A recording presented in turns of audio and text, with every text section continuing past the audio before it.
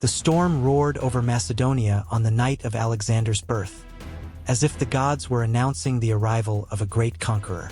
Olympias, his mother, believed her son was destined for glory, for she had dreamed that a divine flame had entered her womb.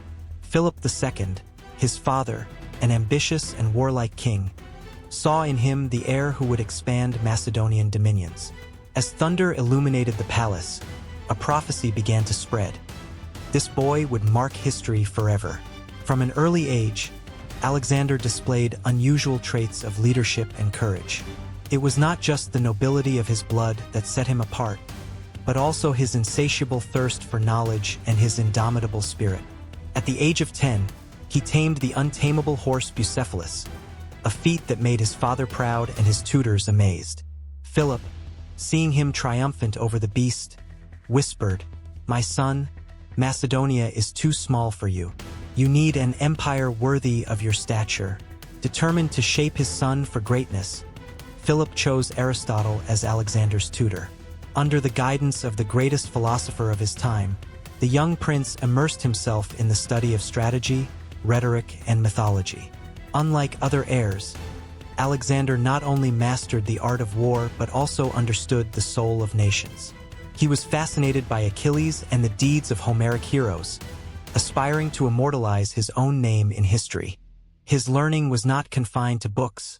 On the training grounds, he already displayed the ferocity of a warrior king. However, his relationship with Philip was marked by admiration and rivalry. As he grew, Alexander felt increasingly overshadowed by his father's brilliance. He wanted to prove himself worthy, not just as a prince, but as an absolute leader. His first test came with the Battle of Chaeronea, where he led the Macedonian cavalry and crushed the Greek forces.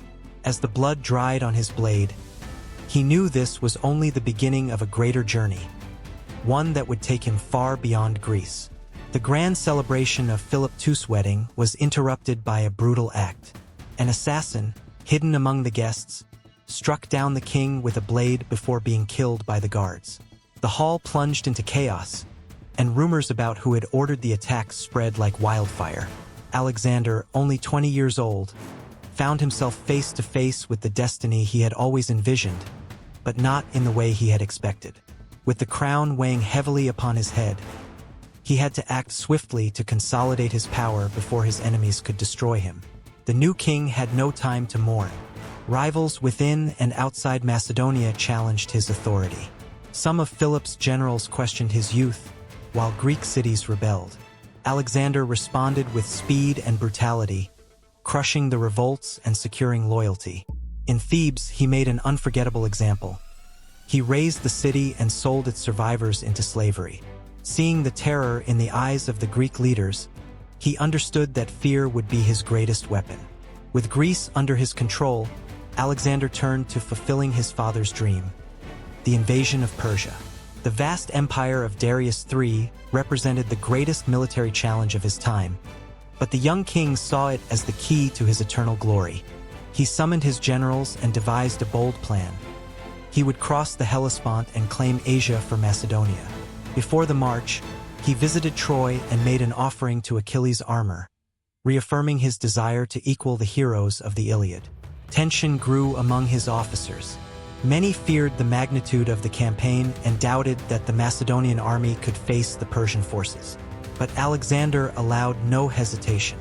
Driven by an uncontrollable desire for greatness, he burned his own ships after crossing the sea, making it clear that the only option was victory.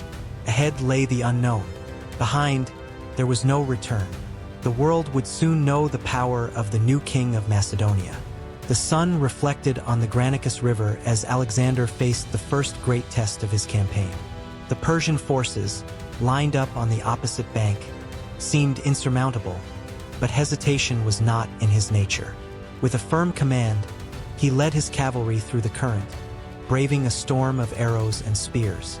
The clash between the armies was fierce, and the Persian generals focused their attacks on the young king, trying to eliminate him before his legend could grow. At the height of the battle, Alexander, mounted on Bucephalus, struck a mortal blow against one of the Persian leaders, spreading panic among the enemies. The Macedonian army, inspired by their commander's bravery, crushed the opposing forces and secured their first victory in Asia. The king knew this was only the beginning. Granicus had proven to the world that the Persians were not invincible. Now, Alexander was ready to advance even deeper into enemy territory. The fortress city of Tyre, built on an island and surrounded by impenetrable walls, defied Alexander's fury. The Tyrians refused to surrender, confident in the sea's protection. But the Macedonian king knew no limits to his ambition. If there was no path, he would create one. For 7 months, he ordered the construction of a massive causeway of stones across the ocean, bringing his army closer to the city walls. The defenders mocked his effort, unaware that they faced an implacable conqueror. When the Macedonians finally breached the gates, the vengeance was brutal. Alexander punished the city's resistance with relentless force, turning Tyre into an example of what happened to those who defied his authority. The victory was a testament to his military genius and ruthless determination. Nothing, not walls nor oceans, could stop his march toward the heart of the Persian Empire. Fate finally brought Alexander and Darius III face to face. On a narrow plain between mountains and sea, near the city of Issus, the much smaller Macedonian army confronted the immense Persian forces. Darius, confident in victory, positioned himself at the center, surrounded by his royal guard. But Alexander did not fight with numbers alone. He fought with strategy. Personally leading his elite cavalry, he struck the Persian flank with relentless fury, breaking their formations. When Darius saw his defense collapse and the Macedonians closing in, panic took hold.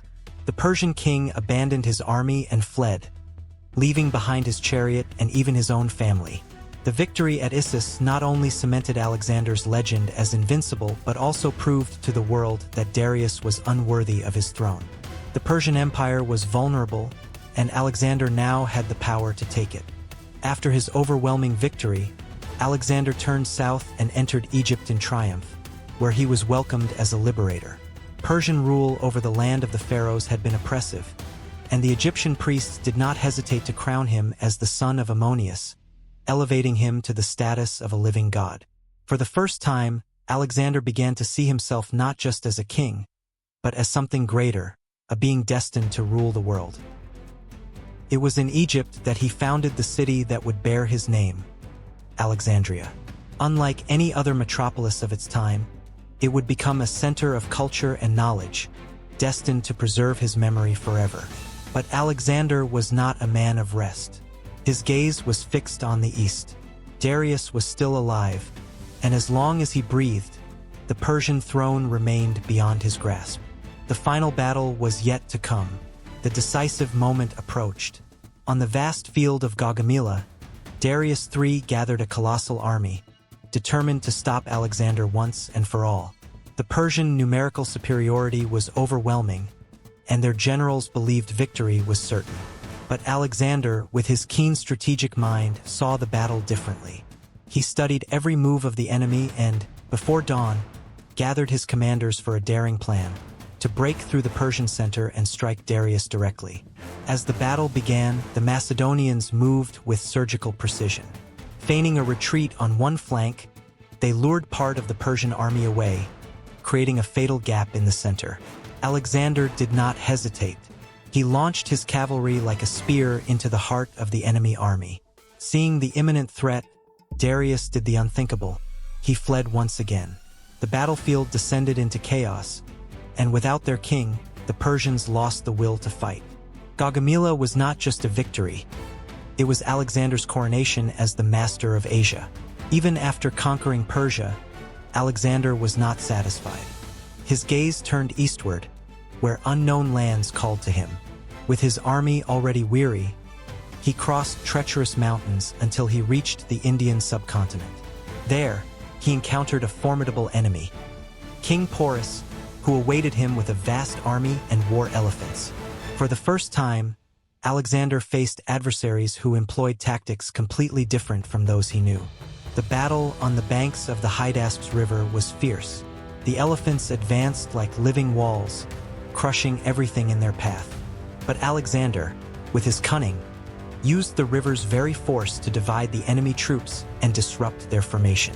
After hours of brutal combat, Porus was captured and brought before the Macedonian king. Impressed by his bravery, Alexander did not execute him. On the contrary, he made him an ally. However, this campaign marked a turning point. His soldiers were exhausted, and the war, once a dream of glory, was beginning to feel like an unbearable burden. The grandeur of Alexander's conquests was not enough to quell the weariness of his men. After years of relentless battles, his soldiers were exhausted and longed to return home. In the heart of India, as they prepared to march further east, a mutiny erupted. For the first time, Alexander found himself facing a rebellion not from his enemies, but from his own warriors. He tried to inspire them with speeches about glory and immortality, but was met with silence and hardened gazes. He realized that, despite his boundless vision, the will of his army was finite. With no choice, Alexander relented. He ordered the return to Babylon, where he would be received with the honors of a true god. But the journey back was devastating. During the crossing of the Gedrosian desert, thousands of soldiers succumbed to thirst and the relentless heat. When they finally reached Babylon, victory felt hollow. Alexander had conquered an empire, but he had lost the admiration of many of his men. And more than that, something within his very essence was beginning to fracture. In Great Babylon, Alexander planned his next campaign, a new journey, this time westward. But destiny had other plans. Suddenly, he fell ill. The fever that consumed him seemed insatiable, and within days, the man who had dominated the world lay prostrate, unable to move or speak. His generals surrounded him, asking to whom he would leave his empire. With a final breath, he murmured only, "To the strongest." His death plunged the empire into chaos. Without a clear successor, his generals were divided in fierce struggles for power, fragmenting the great work Alexander had built. But despite the political ruin, his legacy endured. Cities founded in his name flourished, Greek culture spread to distant lands, and his legend echoed through the centuries. Alexander did not live to rule his empire, but he achieved something greater, an eternity in the memory of humanity. If you enjoyed this epic journey through the life of Alexander the Great, don't forget to leave a like and subscribe to the channel. It helps us keep bringing amazing stories to you. And now we want to know, which great historical figure do you want to see in the next video? Drop your suggestion in the comments and help us choose the next leader, warrior, or visionary to explore.